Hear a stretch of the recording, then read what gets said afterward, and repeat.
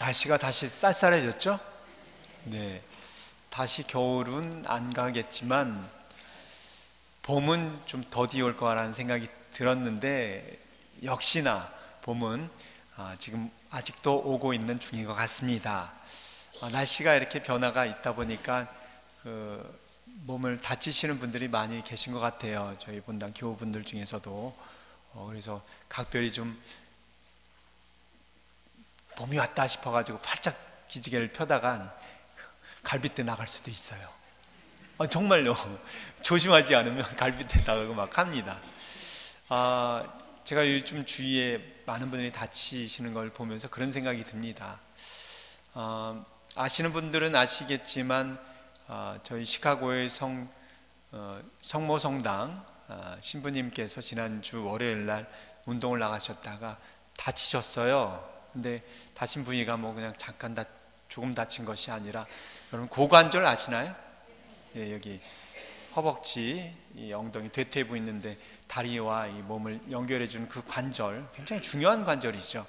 그 고관절을 골절상을 당했습니다. 그래서 금요일 날 아주 큰 수술을 하셨고, 또 그래서 앞으로 뭐 6주 뭐 그 이상 또 몇 개월 그렇게 좀 불편하게 좀 살아가셔야 될 것 같은데, 제가 금요일 날 수술 받기 전에 목요일 날 그 신부님 병자성사로 방문을 했었는데, 그래서 굉장히 아파가지고 좀 우울해하시겠다 싶었는데 신부님 저를 보시면서 그냥 허허허 웃으시더라고요. 누가 허신부 아니랄까봐 허허허 웃고만 계시는데, 대수술을 앞두고 있고 또 앞으로 몇 달 동안 그렇게 지낼 걸 생각하면 우울해지고 막 힘들 텐데, 이렇게 웃으시면서 뭐 초연하신 모습으로 저를 맞이해 주셨습니다. 뭐 수술하고 나서 그 본당 신자가 그러더라고요. 우리 신부님은요 병원이 체질이에요. 아니, 왜냐하면 아픈 사람 기색을 내지 않고 그러고 계시니까 아마 신자분이 그렇게 말씀을 하신 것 같습니다. 그러면서 신부님이 저를 보고 하시는 말씀이, 이렇게 아파서 누워있고 꼼짝달싹 못하고 누워있으니까 아파서 누워있는 병자들의 고통과 아픔을 조금 더 가깝게 이렇게 내가 느낄 수 있는 것 같다, 이해할 수 있는 것 같다라고 말씀을 하셨고, 누워있으면서 그래서 기도를 하게 된다라고 말씀을 하셨습니다. 물론 신부님도 저처럼 아프지 않았어도 병자들을 위해서 방문도 다니고 기도를 하고 하셨을 겁니다. 그런데도 그런 말씀을 하신 걸 보면 직접 경험하고 체험하지 않고선 그 아픔과 고통과 그걸 완전히 이렇게 내가 안다라고 할 수 없는 거구나 라는 생각을 했습니다. 제가 아픈 사람들의 마음을 이해한다, 뭐 방문하고 한다고 하지만 내가 직접 아파보지 않고서는 참 어려운 거구나. 그러면 참 우리 주위에 고통받고 어려움을 겪는 사람들을 우리가 이해한다라고 하는 것은 참 힘든 거구나. 우리가 직접 그걸 체험하지 않고선, 그 경험을 하지 않고서는 정말 그 사람을 이해한다고 하는 것은 정말로 어려운 것이구나 라는 생각을 했습니다. 그러면 그 사람들의 마음과 아픔을 이해하기 위해서 우리도 그런 병들과 아파야 될까요? 또 그건 또 아니죠. 아프기 전에, 내 그 아픔을 경험하고 체험하기 전에 내가 먼저 이해하는 마음을 가지면 더 좋겠죠. 어쨌든 이 환절기에 여러분들도 다치지 않도록 각별히 유의하시고 조심하면서 살아가시길 바랍니다. 오늘 복음에서 그리스 사람들이 예수님을 뵙게 해달라고 제자들을 찾아오죠. 아마도 그분에게서 세상적인 진리와 영광을 구하고자 했었던 것 같습니다. 예수님이 예루살렘 입성하실 때 백성들이 크게 환호했던 것을 보았던 그들은 궁금한 것이 한두 가지가 아니었겠죠. 그리고 혹시 저분 대단하신 분이니까 뭔가 얻을 수 있지 않을까라는 생각도 했을 거라 생각을 합니다. 그러나 예수님은 그 사람들과는 아무 상관없이 또 제자들에게, 그 사람들에게 오늘 복음에서 미랄이 죽어야만이 많은 열매를 맺는다라는 좀 생뚱맞은 그런 이야기를 하십니다. 즉 당신이 앞으로 가시고 이루셔야 할 십자가와 고난, 죽음과 부활의 길을 설명하기 위해서였죠.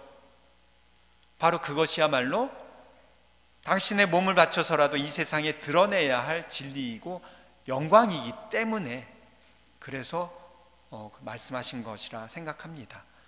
계속 여러분들께 말씀을 드렸지만 그리스도교회에서 가장 핵심 진리, 교리는 부활입니다.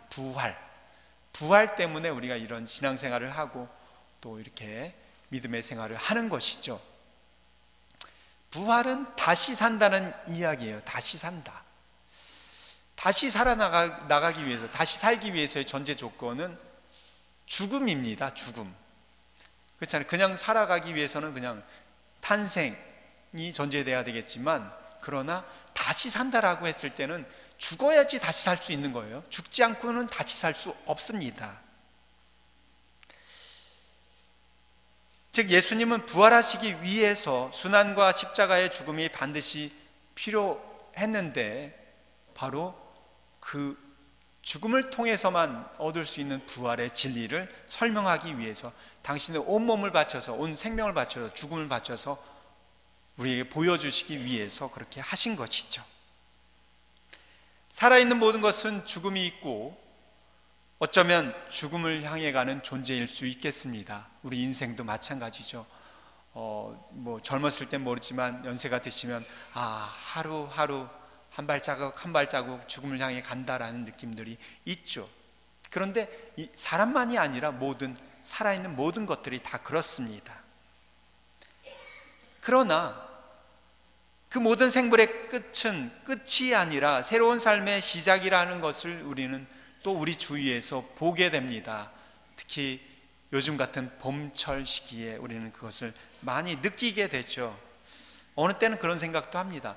예수님이 가을에 돌아가시고 겨울에 돌아가셔서 부활하신 것이 아니라 바로 이 부활 시기가 이 봄철 때 돌아가신 것은 그 예수님의 부활의 신비를 우리가 더 가깝게 바로 그때 느낄 수 있게 해주기 위해서 이 시기 때 돌아가신 것은 아니신가라고 생각할 정도로 우리 이 봄철 시기 때 많은 그런 예수님의 부활을 느낄 수 있게 해주는 것들을 보게 됩니다. 봄이면 다시 피는 꽃들과 식물의 파릇파릇한 새싹과 나뭇가지의 새순들, 죽음으로 끝이 난 것 같지만 죽음에서 분명 새 삶을 튀어내는 것이 자연의 이치요 진리임을 우리는 늘 경험하고 또 본 것을 통해서 알게 되죠. 예수님 또한 그래서 그 자연의 이치로서 당신의 죽음과 부활에 대한 진리를 설명을 하신 것입니다. 밀알 하나가 땅에 떨어져 죽지 않으면 한 알 그대로 남고 죽으면 많은 열매를 맺는다라고. 그런데 말이 쉽지 죽는다는 것이 정말 그렇게 쉬운 것은 아니죠. 하나의 밀알이 죽기 위해서는 흙 속에 묻혀서 긴 밤을 지새야 합니다. 그 밀알이 내가 긴 밤을 보내고 나면 줄기를 통해서 나뭇잎을 피우고 꽃을 피우고 해서 열매를 맺을 거야. 그래서 난 여기서 이렇게 지내는 거 행복해. 그걸 알면 좋겠죠. 그러나 그걸 전혀 모르는 채 땅속에 들어갑니다. 어떻게 보면 아주 절망스럽게 내가 이렇게 험한 곳에 묻혀서 이렇게 지내야 돼라고 절망 속에서, 뿐만 아니라 새싹을 틔우기 위해서는 자기 몸이라고 하는 그것을 깨트리고 찢어내야 하는 그런 참혹한 고통과 아픔을 겪어야 되는 것이죠. 요즘 교우분들 중에서 자녀와 손주를 보면서 기뻐하시는 가정들을 많이 보게 되는데, 그래는 아이가 태어나기까지 그 산모가 고생하고 또 산모가 산고를 통해서 그 아이를 낳으니까 어머니가 이런 고통이 있어야지 아기가 태어난다라고만 생각합니다. 왜냐하면 특히 우리 어머니들은 다 그걸 경험했기 때문에. 하지만 우리 모두 또한 태어나면서 경험을 한 것이 있는데 너무 갓난아기 때 경험한 것이기 때문에 우리 기억 속에 없는 것을 간과하고 있지 않나 싶습니다. 어머니의 산고도 만만치 않겠지만 태아가 이 세상의 빛을 보기 위해서 사실은 아기 본인도 또한 자신이 살던 그 삶의 공간, 정말 행복하고 안정적이라고, 내가 이것을 벗어나면 죽을 수 있다라고 하는 그것을로부터 밀쳐나오는, 그래서 밖으로 나가면 어떻게 될지 모른다는, 난 죽는다라는 그런 죽음과도 같은 고통을, 경험을 체험하는 것이죠.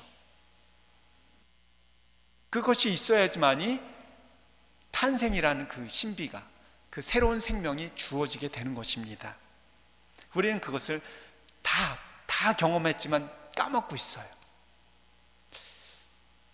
새로운 생명으로 태어나기 위해서 자신이 살아왔던 10개월 동안의 그 생명이 죽을 수도 있다는 그 고통을 체험해야지만이 새 생명이 된다는 그 사실, 그 진리, 바로 여기에 영원한 생명과 부활의 영광과 진리가 있지 않을까 싶습니다. 죽어야만 참 생명을 얻는 진리, 사람이 태어나면서부터 체험하게 되는데, 하지만 태어날 때만이 아니에요. 우리가 살아가고 있는 모든 일생의 순간 안에서 우리가 사실은 늘 겪으면서 살아가는 그 진리를 우리에게 십자가와 죽음 그리고 부활의 삶을 통해서 몸소 일깨워 주신 분이 예수님이십니다.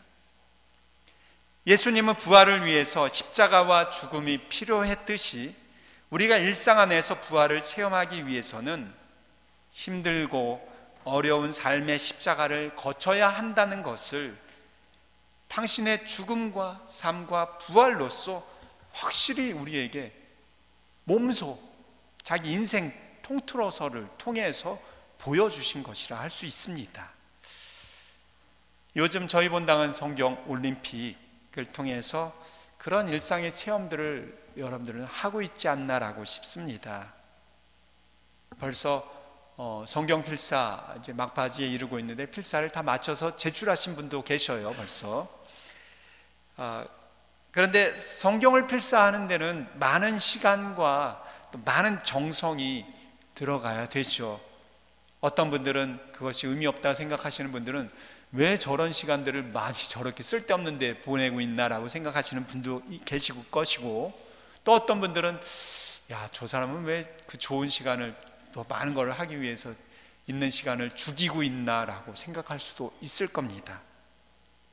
하지만 필사를 해보신 분들의 이야기를 들어보면 그 시간을 통해서 주님과의 올바른 관계를 이루기 위해서 내 잘못된 습관과 욕심을 조정하면서 새로운 몸과 마음을 형성하는 좋은 시간이었음을 고백하는 것을 저는 많이 들을 수 있었습니다. 말 그대로 그 시간은 킬링 타임이 아니라 리하빌리테이션의 시간이 아닌가 싶어요. 재활의 시간, 재활이라고도 하지만 또 갱생이라고 하는데, 갱생은 다시 살아가는 거죠. 부활과 똑같은 의미입니다. 갱생, 리하빌리테이션. 단순히 부활을 준비하는 죽음의 시간이 아니라 부활을 만드는 과정의 시간이라고 할 수 있을까 싶습니다. 결코 쓸데없는 시간이 아닌 것이죠. 어머니는 산고 뒤에 오는 기쁨과 희망을 바라볼 수 있기 때문에 이미 그 어머니의 임신의 시간과 산고는 어렵고 고통스러운 시기와 사건이 아니라 바로 희망과 영광의 시기와 순간인 것이죠. 필사를 하시는 분도 마찬가지일 겁니다. 필사를 하는 시간이 이거 언제 끝내나, 또 많은 시간 바쁘고 힘들게 투신하고 있지만, 하지만 쓰시면서 이미 행복과 기쁨을 느끼고 계실 거라 생각합니다.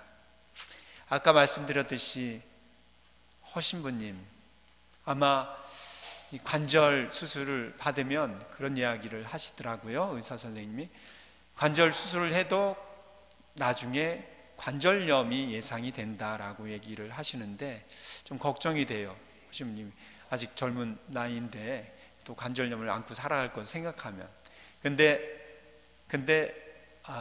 수술을 받고 나서 이제 재활의 시간이 있죠. 몇 개월 동안.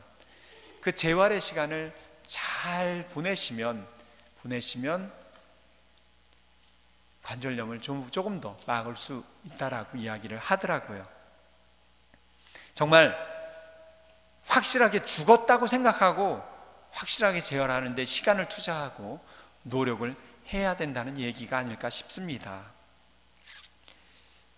확실하게 내가 재활 치료를 받고 또 회복하기 위해서 노력을 한다면 그 뒤의 삶이 보장될 수 있는 거죠. 관절염을 앓지 않고 건강하게 또 내가 다치기 전과 똑같은 삶으로 돌아갈 수 있는 겁니다. 그렇지 않으면 그 아픈 또 상처와 또 수술과 그 고통이 조금씩 이어지면서 계속 그 삶을 살아갈 수밖에 없는 것이겠죠. 이왕 하는 거, 우리 이왕 하는 거 반쪽 담갔다가 언제든지 빠질 마음으로 하는 것일 때는 사실은 내가 투신하면서 한 부분에서 얻어낼 수 있는 게 별로 없습니다. 여러분들 새끼로 빠지는 것 같아 보이지만 중국집에 짜장면을 먹으러 가서 항상 고민스럽죠. 짜장면을 먹을까? 짬뽕을 먹을까? 짬뽕을 먹다가 옆에 짜장면 먹는 거 보고 아, 저걸 먹을 걸. 짜장면을 먹다가 옆에 짬뽕 먹는 거 뭐 또 실패했네라고 또 하시는 경우가 많습니다. 경험들이. 그래서 나온 게 뭐죠? 짬짜면입니다. 근데 저도 짬짜면을 몇 번 먹어봤지만 내가 그런 실망을 하지 않기 위해서, 후회하지 않기 위해서 짬짜면을 시키면 100% 후회합니다. 그냥 짬뽕이나 짜장면을 먹을 걸. 이 맛도 저 맛도 아니에요. 근데 왜 후회를 할까? 짬짜면을 드시면 둘 다 먹으니까 만족할 거 아니에요. 200% 만족할 건데 이상하게 만족은 못합니다. 왜 그러냐면 확실하게 내가 한쪽으로 확실하게 투신해서 선택하고 행동하지 않았기 때문이지 않나라고 생각을 들어요. 맛있게 짜장면만 딱 먹었으면 만족할 텐데 그게 아니라 두 가지 만족을 다 하려다 보니까 그런 것이 아닌가 싶습니다. 확실하게 한 것을 선택해서 내가 움직여야 되는데, 지난주에 말씀드렸듯이 프랜시스 교황님께서 이번 사순치기 때 성찰을 해야 될 부분 중에 한 가지로 던져준 것이 아직 기억이 나는 게 뭐냐면, 우리는 때로는 세속인처럼 살아가고 때로는 신앙인처럼 살아가고 있지 않은가? 라는 질문입니다. 많은 분들이 고해성사나 저한테 면담을 찾아오고 하시면서 하신 말씀이 신앙생활이 의미가 없습니다. 신앙생활에 재미가 없습니다. 내가 신앙생활을 왜 하는지 모릅니다. 정답은 한 가지예요. 정말로 신앙생활을 위해서 내가 투신을 했는가? 내가 그만큼 시간과 정성을 신앙생활을 통해서 얻으려고 노력을 했는가? 질문을 해보면 됩니다. 물론 그래도 그건 아닙니다라고 하면 또 이제 또 다른 문제가 있겠지만, 대부분의 신앙생활을 통해서 내가 얻는 것이 없고 내가 여기 왜 다니라고 싶으면 내가 그만큼 신앙생활에 투신을 하고 노력을 하고 애를 썼는가 한번 생각을 해 보십시오. 오늘 복음에서 부활에 대한 이야기를 하시는데, 미라 하나가 죽으면 많은 열매를 맺는다라고 하셨죠. 내가 신앙생활을 통해서 정말 하나님께서 주시는 은총과 또 행복을 얻으려면 확실하게 죽어야 합니다. 확실하게 죽어야 확실하게 부활하는 거 아니겠습니까? 그런데 내가 과연 확실하게 지금 죽고 있는가를 우리는 물어봐야 합니다. 삶에서 오는 모든 어려움과 고통을 십자가를 거쳐서 부활에 이르는 예수님 삶의 진리에 대입시켜서 우리가 늘 살려고 노력을 한다면, 저는 신앙생활뿐만이 아니라 우리 삶의 모든 부분이 그리 고달프거나 힘들지만은 않을 거라 싶습니다. 바로 예수님은 이러한 삶의 방법을 제시해 주려고 당신의 정말 하나뿐이 없는 그 삶을 십자가에 못 박혀 돌아가시면서 우리에게 보여주신 겁니다. 당신이 죽으면서까지 우리에게 이게 중요한 거니까 너희들이 평생 살아가면서 이것을 대입하면서 살아가야 된다라고 하면서 우리에게 당신 생명을 바쳐서 보여주신 거예요. 그래서 오늘 그 전에 당신이 그 삶을 갈 것이니까 제자들에게 얘기하는 겁니다. 밀알 하나가 땅에 떨어져 죽지 않으면 한 알 그대로 남고 죽으면 많은 열매를 맺는다. 오늘 복음에 예수님의 영광의 모습만 보고 찾아온 그리스도인들처럼 어쩌면 우리는 신앙생활의 외적이고 세속적이고 구복적인 모습만 보고 찾아왔을 수도 있습니다. 오늘 예비신자들, 이제 새로운 영세 준비자분들, 어쩌면 처음에 그런 모습, 그런 목적으로 찾아왔을 수도 있어요. 하지만 저는 믿습니다. 6개월의 과정 안에서 그 부분이 그리스도교인답게 순화되고 그 목적답게 목적성을 가졌고 지금 그것을 가지고 있고 이제 영세를 준비하고 있다고 믿습니다. 그러나 오랫동안 신앙생활을 하고 있는 우리들도 또한 과연 그리스도인들과 같은 모습은 없었는지 돌아봐야 합니다. 우리들은 이제 우리뿐만이 아니라 우리를 그런 목적으로 찾아오는 사람들까지도 이끌어줘야 하는 참 제자가 되어야 되기 때문입니다. 그러기 위해서는 바로 오늘 복음의 예수님의 말씀에 따라서 십자가 죽음을 통해 부활의 영광에 이른 그 은총을 일상 삶 안에서 얻어 누릴 수 있도록 주님이 가르쳐준 진리를 늘 되새기고 실행하는 노력들이 먼저 있어야 할 것입니다. 사순시기는 바로 그러한 삶을 살아가는 몸을 만들어 나가는 시기입니다. 이제 사순시기가 얼마 남지 않았습니다. 아멘.